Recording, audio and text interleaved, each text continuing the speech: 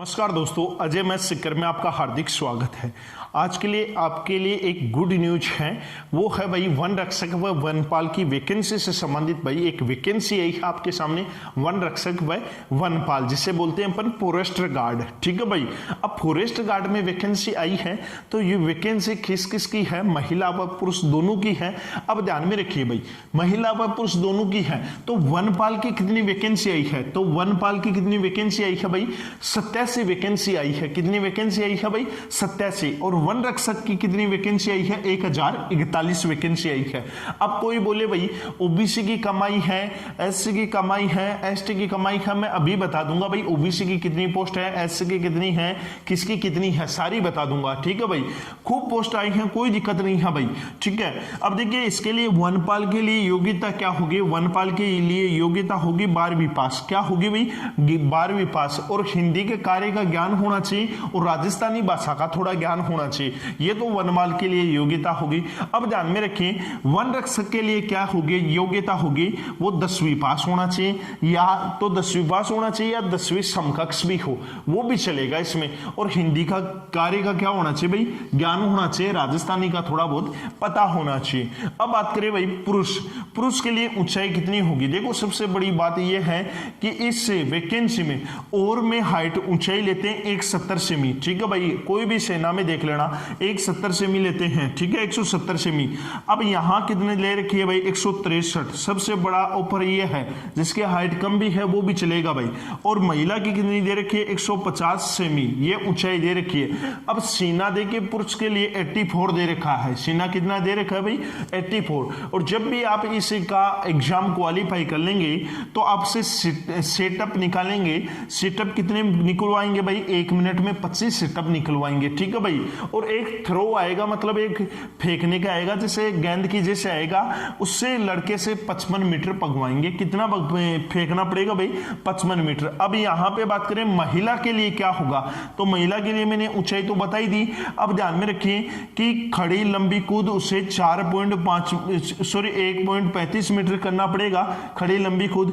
ठीक है भाई, और गोला फेंक है ना, वो 4.5 मीटर फेंकना पड़ेगा। मेरी बात समझे हो नहीं समझे, ये कितना फेंकना पड़ेगा भाई, 4.5 मीटर। सबसे बड़ी इसमें बात यही है, जिसकी हाइट कम भी है वो भाई भी इस एग्जाम को देख सकता है, इस एग्जाम को दे सकता है, इस एग्जाम में पास हो सकता है। अब देखिए भाई, मैं आगे बात करता हूं इस एग्जाम में और क्या क्या चीज आपके लिए इंपॉर्टेंट है, इस नोटिफिकेशन में और क्या चीज इंपॉर्टेंट है, उस चीज के बारे में मैं चर्चा करता हूं, आगे चलता हूं भाई।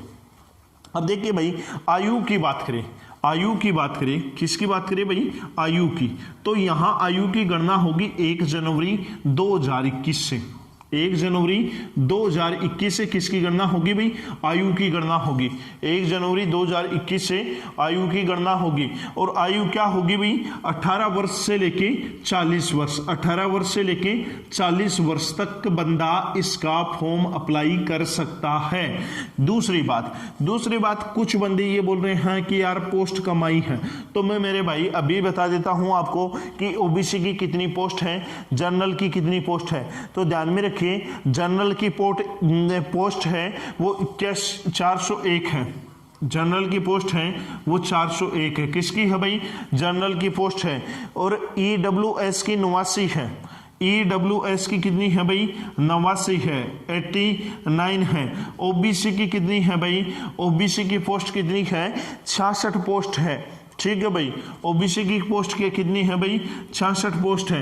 एमबीसी की पोस्ट कितनी है भाई, 88 है। अब कोई बोलेगा गुरुजी एमबीसी क्या होती है, ईडब्ल्यूएस क्या होती है, तो मेरे भाई ओबीसी क्या होती है, उसी प्रकार ये भी कास्ट होती है। अब बात करें एससी की और एसटी की, तो एससी और एसटी की कितनी कितनी पोस्ट है, अभी मैं बता देता हूं। एससी की 146 एससी की है और एसटी की 96 पोस्ट है। तो देखो ओबीसी की कम पोस्ट नहीं है। देखो ओबीसी वाला कैंडिडेट 66 पोस्ट तो ये है, कितनी पोस्ट है भाई, 66। और जनरल की कितनी है, 401। तो ओबीसी वाला कैंडिडेट 66 तो ये 401 ये, क्योंकि ओबीसी वाला कैंडिडेट जनरल की पोस्ट भी रोक सकता है। तो 401 प्लस 66 मिला के 467 पोस्ट जनरल और ओबीसी के, ओबीसी वाले कैंडिडेट के लिए कम नहीं है भाई।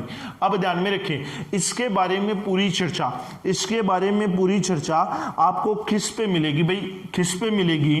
तो इसके लिए जैसे कोई भी भाई अब पटवारी की एग्जाम देगा, ठीक है, राजस्थान गवर्नमेंट में पटवारी की एग्जाम देगा, तो इसकी मिलेगी भाई RSM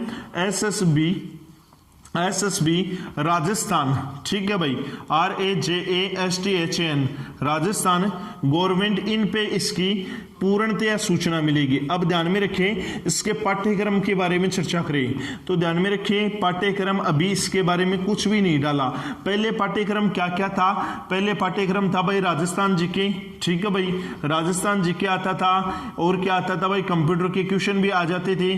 पीछे लगी थी एग्जाम, यहाँ मैथ भी आई थी पीछे, और क्या आई थी भाई, रीजनिंग भी आई थी, रीजनिंग भी आई थी, और कुछ जीएस के क्वेश्चन थे, जीएस मतलब जनरल साइंस के क्वेश्चन भी थे।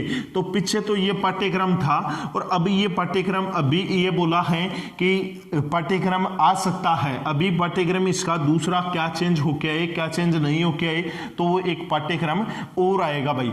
अब ध्यान में रखिए, इसकी गणना 1 जनवरी 2021 से की है, तो अभी फॉर्म फिल होने में टाइम लगेगा। तो मेरे भाई लगे रहो, बढ़िया वैकेंसी है आपके सामने। अगर किसी ना किसी एक वैकेंसी में इस टाइम पे सक्सेस नहीं हुए तो मुश्किल ही है।